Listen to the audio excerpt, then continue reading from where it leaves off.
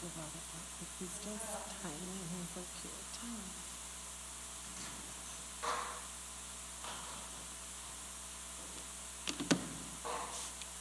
Hola. Good. How about yourself? Good.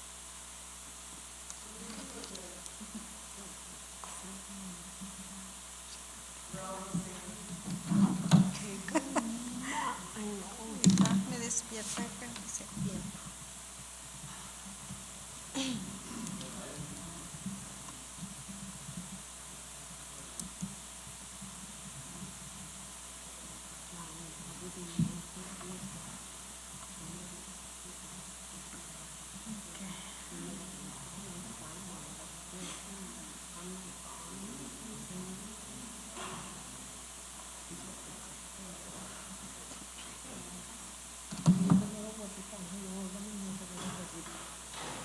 That he's like a little bonita. ¿Quién? Oh, your baby? And he looks so tiny. He weighs 10.5 pounds right now. He's little still. Yeah, and he's already a mom. That's like a bag of papas. Yes, a bag of puppy. Oh, look, I know where I got a good picture. Daniela texted too. Look at the deal. Happy. Daniela. Look, he's tiny. Look, Javi's so scared. He's like, he doesn't know how to hold a baby. That was Javi. But look at him. Look at him.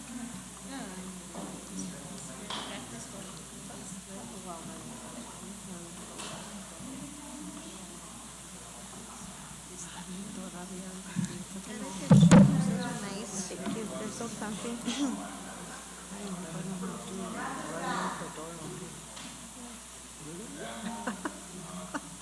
You're like, oh my God, don't tell me.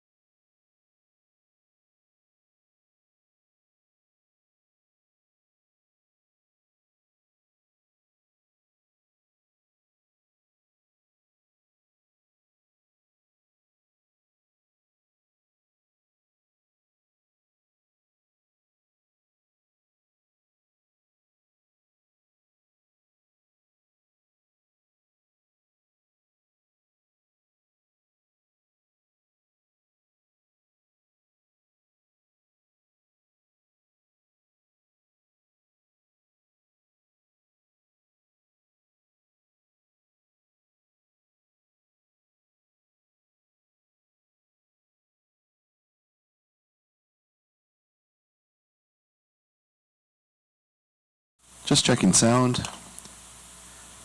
Good afternoon.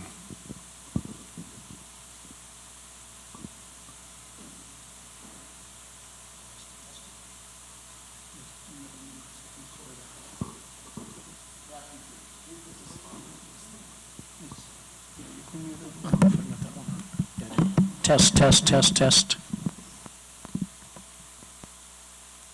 Testing, testing.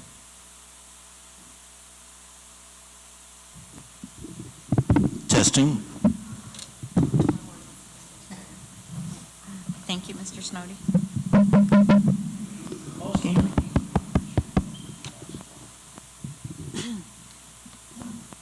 Testing. Okay, so we good to get started? Okay. Good evening, everyone. Thank you for being here. Today we're going to review the GISD budget workshop. We're going to talk about some of the steps we've taken to come up with the 23-24 school year budget. So let's go ahead and get started. Okay, so budget planning considerations. As we begin the process of putting the budget together, there are a couple of things that we review year after year, part of it being the alignment of staff to student enrollment, the evaluation of department needs, the use of federal title funds to maintain supplemental positions, and then the ability to preserve positions funded with federal funds at new salary minimums. For example, this year we did have some decreases to our federal funding, and then there was increases to salary minimums. So those are some of the things we, as we start looking at the budget that we review. Voluntary transfers, or this year we're looking at the golden ticket. Availability of state and federal funds. So we need to know what kind of funding is going to be available, and we can then plan for the kind of expenditures. And then we have compliance with statutory and regulatory obligations. The big number here, the thing that we really want to look at when we start looking at the budget, is the resources that will be available. The big one is, well, obviously we get state and local monies. With state, we get the state equalization guarantee, and this is important because this is approximately 95% of a school district's revenue. And so this is the big number that helps us run day-to-day operations. Other than this, we rely on, local revenue sources and cash balance. So our SEG obviously is based on the average of the prior year students' attendance on the count of the 80th and 120th day. When you plan a budget, you get an initial unit value, which is when you're putting a budget together, they give you this number and say, plan on this much money. As you progress through the year, around March, they give you a final unit value. Typically what happens is the initial unit value is less than the final unit value, but it could also change. It could go the other way. So to review these numbers, we received this year's, or the 2023-24 initial unit value did go up by $719.17 from $5,522.50. So you can see there that we are planning a budget on a per unit value of $6,241.67. So how does this compare to where we are this year? So when you take the difference of what we can expect in 23-24 and compare it to 22-23, you can see that there is an initial increase in our SEG of $9.4 million. Now I'm going to take a minute here to say something. That $154 million for 23-24, we've been notified just today that that number is going to change. It's actually going to be increase. So this presentation was prepared on the numbers we had yesterday. We just received this like an hour ago. It's good because it's going up, but it is a change. So Right now, it's a $9.4 million increase in our SEG. So when we, start looking at the budget, there are three things that are important to identify, and this is our projected operational cash balance. Now, this is just an estimate. We don't know how much money will be spent. We can project, and right now, if everything goes as is currently on target, we should have about $56 million in cash balance. Again, our state equalization guarantee as of this morning was $154 million, and then we had other resources of $360,000. So when you combine all of that, that gives us our available resources, because you cannot budget more than you have available. So, just to summarize here, we have our initial unit value of $154 million. We have investment revenue, and we're estimating that'll be about $45,000, $30,000 in rents, $90,000 in other governmental fees, indirect cost of $195,000, and then when you add that up, that's $360,000, and then what you see there is you have the total. So the total SEG and other resources is $154.4 million. And that $56 million right underneath that, that is our cash balance carryover. So when you add up all that, the projected resources available to the district for the 23-24 school year is $210.5 million. So what we do is we take our resources, and then we decide how are we going to allocate them. Here, just before we move on, a reminder that cash balance carried over from a previous year, and I know the slide's always on there every time we present, but I think it's important to just remind everybody, cash balance carried over from previous year in the operational subfund cannot be used for salaries and benefits. So then let's take our SEG and break it down and talk about, what changed and what generated income, or what increases and decreases in our unit, because the SEG is derived from units. So if we start at the very top, a decrease in membership units. So there was a decrease in membership units, and what that is really student enrollment. And you can see that generated $9.2 million. Although it says decrease, you see that the number is a positive number. The reason for that is because the unit value went up. And because of that, then we generated more money. I think this, because when you look at Gadsden's student enrollment, it has been steadily declining. We need to be careful, because should we ever have a decrease in unit value along with a decrease in enrollment, that can be a significant decrease in dollars to the district. We had increases in SPED units, and you can see the dollars generated. And if you go down the list, you can see there was a decrease in size adjustment units, and then there was a decrease in extended learning time program units. And that just has to do with how the PED is funding the district. I think they're doing away with the extended learning time program, and in its place, they're doing the K-12 program, which is, I think, part of those adjusted dollars we will be receiving, or we received this evening. So when you look at the increases and decreases, and you can see the areas where we generated more money, the units that generated money, and then those that went down. And so you can see that the change in SEG, you can see how we tie that $9.4 million to the change in the unit value from this year to next. Any questions so far? Okay.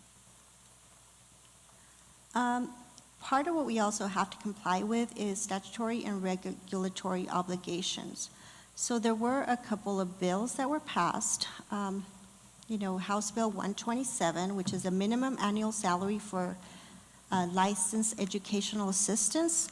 Although they're hourly, they required a minimum annual salary of $25,000. So that is reflected on the salary schedules.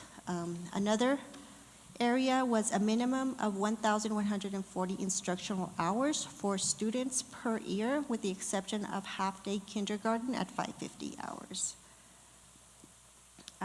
There was also a requirement for an increase to the responsibility factor for middle, elementary, and high school principals and assistant principals. And so what that really means is you take a base salary, you multiply times this factor, and you have to pay principals and assistant principals at least that amount, which is the base is $70,000.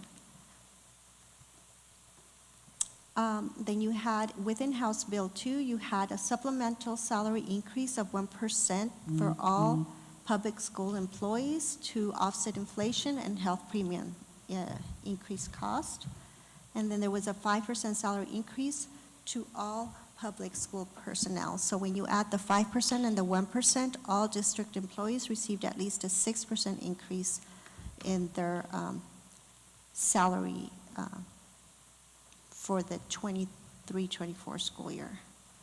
And then, the big one, the one that got a lot of publicity, was the increase in the NEMSIA group insurance contributions for school districts. And what this means is that the school district will pay more of your or your insurance. So if you're an employee whose salary is less than $50,000, the district will pick up 80% of your health premiums. If you make $50,000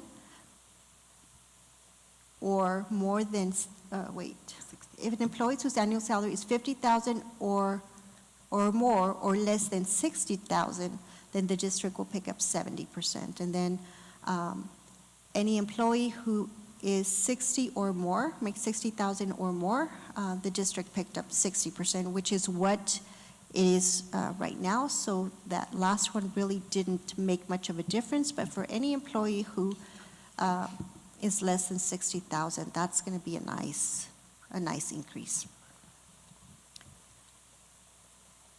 Okay, so some of the major cost factors, these are some of the things that are worth noting because of the increase in cost.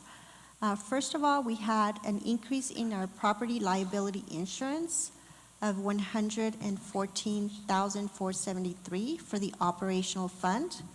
We also had $334,506 due to salary changes on tier levels. So this is teachers that go from level 1 to level 2 or level 2 to level 3. And so there were some employees who received those increases, and that was the cost.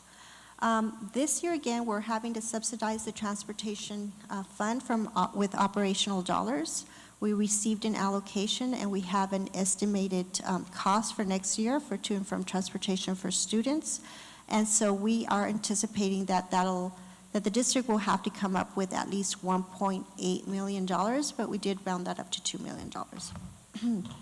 And then we have within the SEG an allocation for instructional materials, and that was $2.1 million.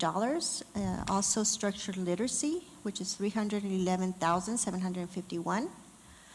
And then we had the statutory salary and wage requirements, which is the $25,000 minimum wage, and that 6% increase, and that was approximately $7.8 million. There was no change in RCH, dental, vision, or disability insurance premiums. There was an employer increased contribution of 1% for ERB.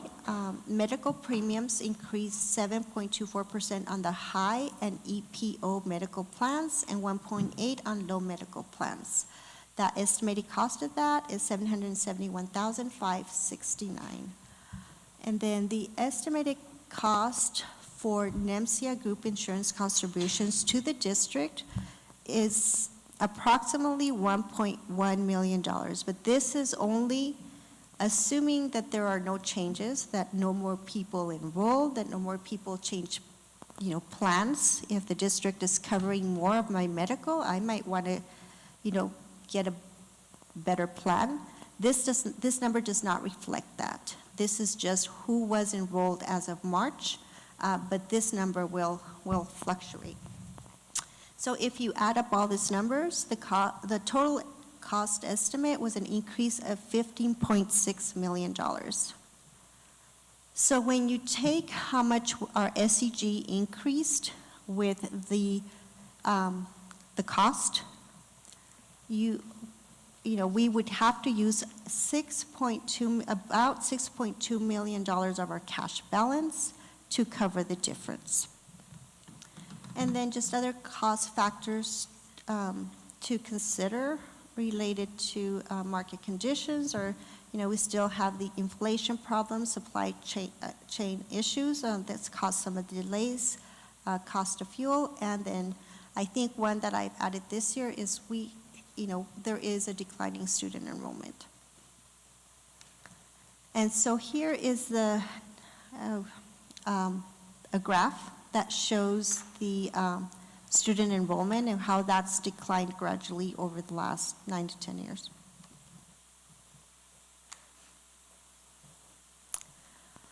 So this is our proposed 2023-24 operational budget for next year. And so what we did is we took the entire $210 million and we kind of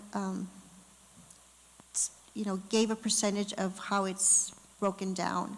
And so you see that salaries and benefits is 67.39% of a total budget and 92.07% of our SEG. You can see property and liability insurance, utilities at $7 million, school allocations. School allocations is the money that's distributed directly to our elementary, middle schools, and high schools.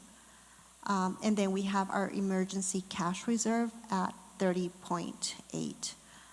The one thing to mention on the cash reserve is this is the money that we've set aside because we do have two major projects coming up for Gadsden Middle School and Chaparral, the renovations at Chaparral Middle School.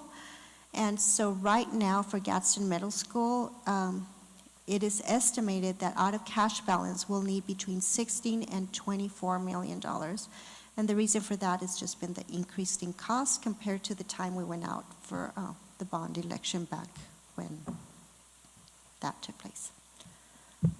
And then here's a breakdown of other department allocations. The other thing I want to highlight on this one is administration and other costs. You see how that's $13.5 million.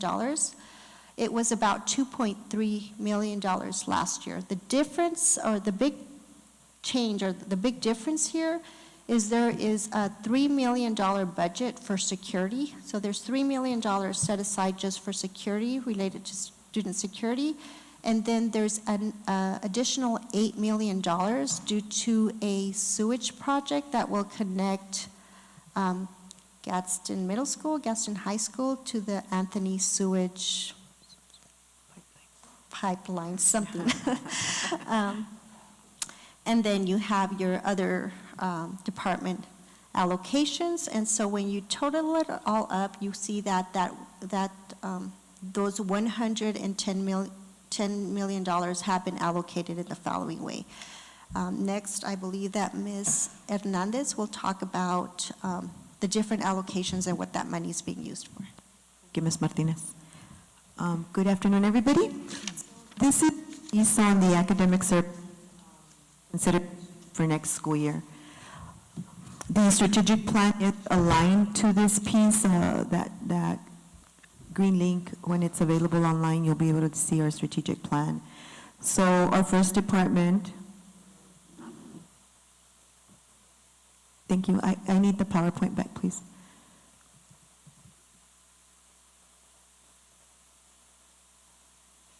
I apologize for that. And so this just goes back to the original document that Ms. Martinez shared just previously, and I'd like to share for language equity and cultural department, their allocation this year is going to be $518,000 and $169 for the bilingual department piece. And then as you can see, library, art, and music will receive their 652,563. So this is just an indication of where this is just a general indication of where the monies go toward our programs. Our bilingual department offers a lot of additional compensation in regards to stipends. We hire testers.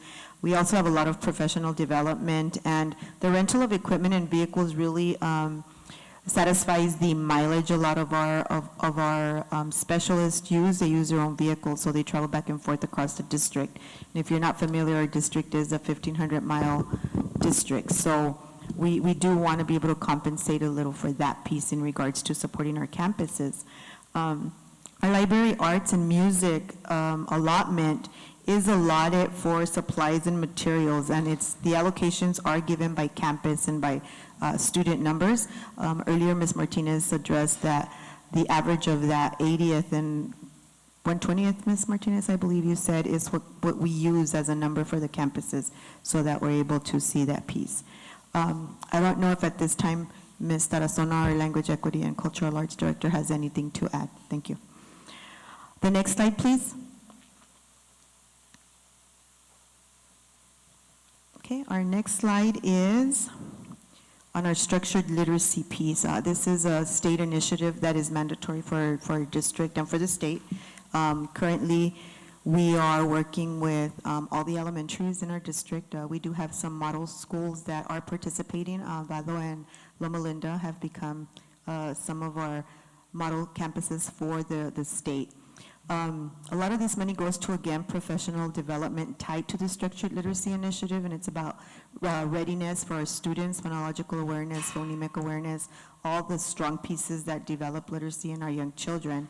And so as you can see, the professional development is listed there. It includes the Reading League, dual language education, NAMABE, Learning Without Tears.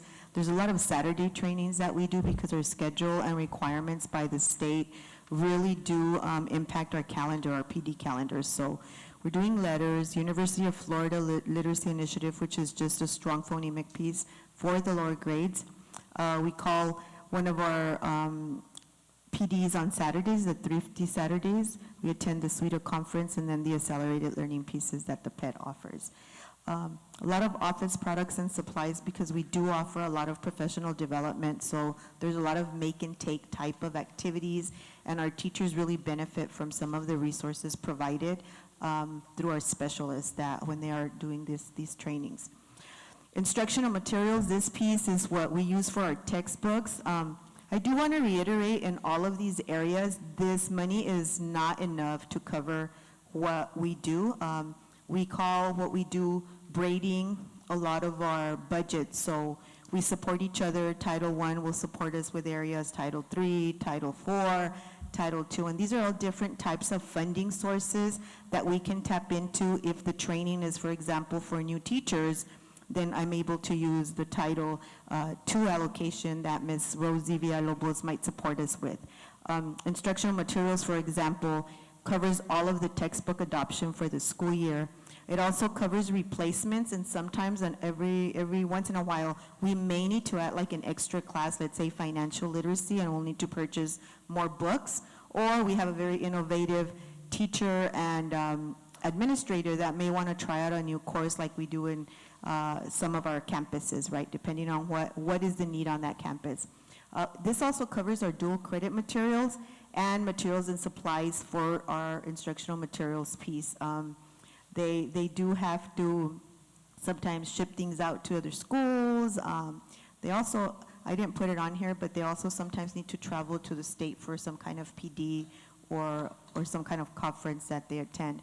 On this particular piece, our operational budget through our finance department, I believe last year, Ms. Martinez and her department had to support us an extra $1.2 million. So again, not enough to cover the size of our district and the materials needed. So next slide, please.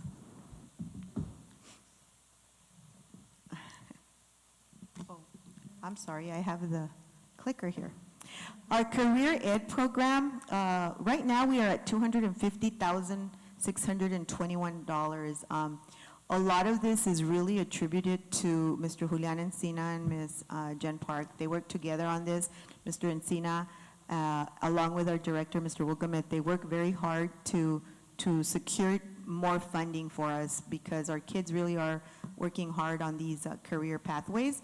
If you notice, it's divided among the 5 high schools, and everything is always based on enrollment of students. So the more students we can get in programs, the better it will be for our funding sources. We support the 36 programs of study with supplies and materials within those 5 high schools. We also support 33 career and technical student organizations, so CTSOs, that's how many clubs we have, to include the stipend to the sponsors and supplies to each campus. Of course, we always want to be able to support that piece, but $250,000 for a district our size with as many students is sometimes a difficult challenge for us. We support student travel for CTSO leadership activities, and we also, the approximate breakdown would be about $40,000 to $50,000 per campus, which turns out to be approximately $5,000 for our PO, or what?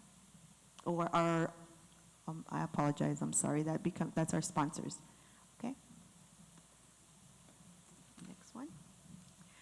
Testing also gets its own budget. We get $368,000 for that. State mandates testing for many things. Our bilingual testing includes the access and the alternative access.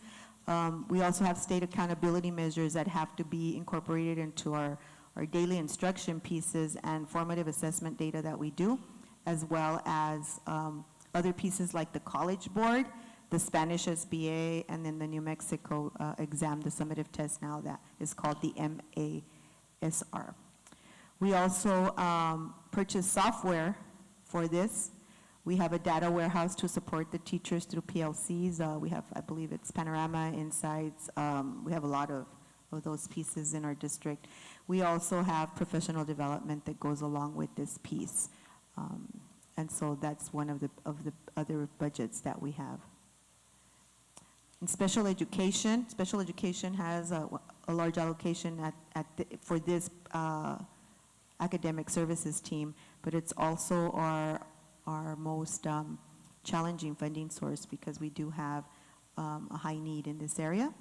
We have $1,605,527, but if you can see, $1.4 million of this money goes to our contracted speech language pathologists, so that is a large chunk of that budget. We also must have an attorney because this department is one of those that really does need support from some of our attorneys. There's so many cases that we have to always look for, right, and those pieces that we take care of as a district. CES is the Cooperative Educational Services organization that provides training for us and also supports our specialist, our department. And CES is actually an organization that supports a lot of our departments in training and just in guidance for many of the things. And then special education also uses that majority of that money for supplies and materials. Something that has come up now is this K-12 support. We have approximately $518,000 that is distributed. It is called, you may hear it as at-risk funding, and this funding is allocated based on student enrollment for each campus, and that's a piece that Ms. Martinez, our CFO, gives to the campuses based on whatever data she receives from the PED at the time she receives that funding. Oops. And that's it for our part, Ms. Martinez. Thank you. And just to add to what Ms. Hernandez said, the at-risk funding, as you can see, was about $500,000. The district receives a lot more than $500,000 in funding, but that funding at this time is tied into salaries and benefits. It's about, I think, about $20 million that the district receives in at-risk funding. But that funding is being used to pay salaries and benefits. But This $500,000 is what's allocated to the schools, so for their discretion as anything else. So what you have here is budgeted salaries and benefits as a percentage of budget and as a percentage of CG, and you can see the last couple of years it has fluctuated. This year we're at 92.07%, and the goal is to keep this number, low in, 80s, 90s, but what you want to make sure is that the other 8% is enough to operate the district if you did not have a cash balance. Because we do have a cash balance, we have the luxury of maybe bringing that number up a little bit, but when you don't have cash balance, that other 8% needs to be used to operate the district. And then here is a salary increase history, and we're just looking at the last 5 years. And you can see 18-19, there was a 2.5, and 6% increase. Back in 19-20, it was a 6% increase. Yeah, I don't know if you remember 20. In 21, they had said 4% average for all employees, and then the state came back and said, no, we can only do 1%, right? And then 21-22 was 1.5. Last year, it was a minimum increase for all staff of 3.12%, but there were some areas that received a little bit more, just kind of like this year.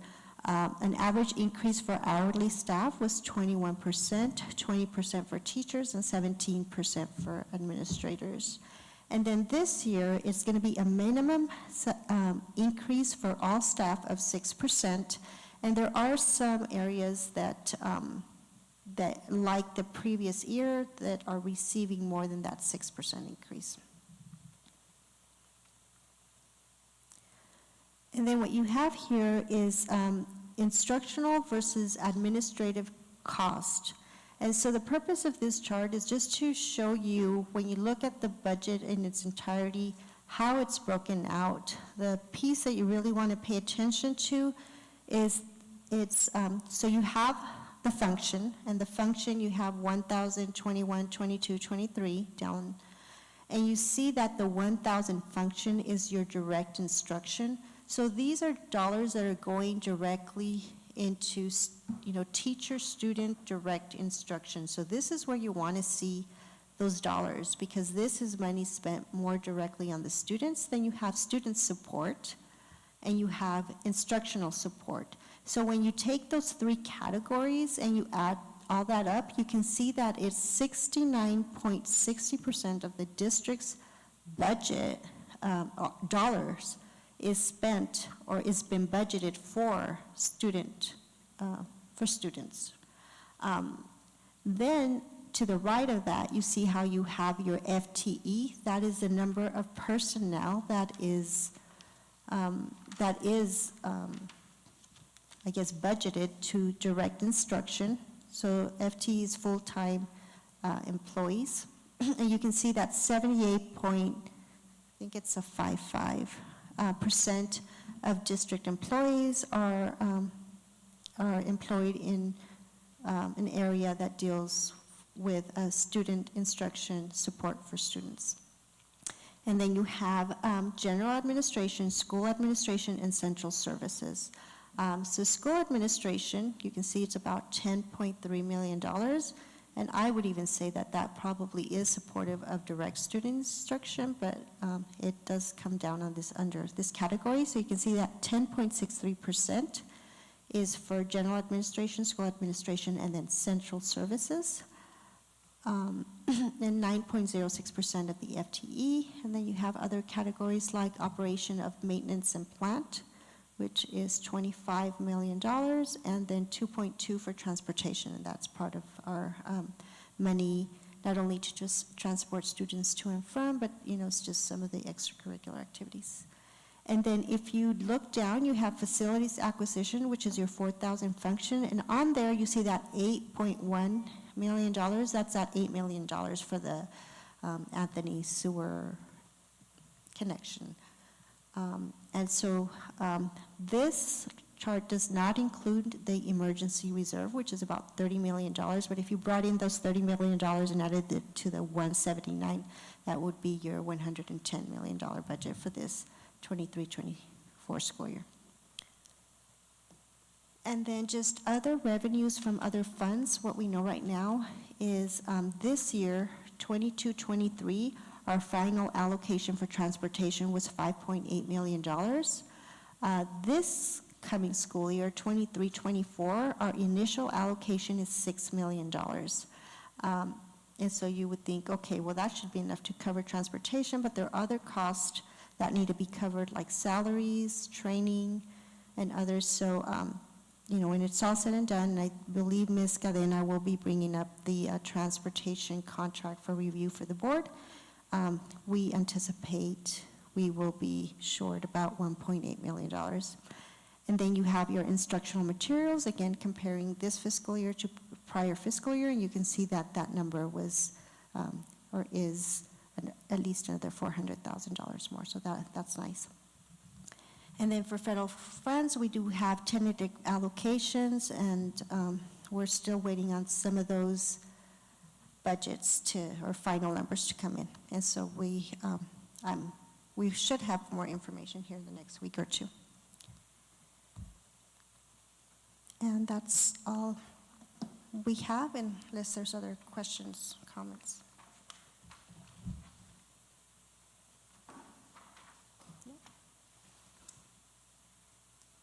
Okay, well, if there are no other questions and comments, thank you for being here this afternoon. Thank you.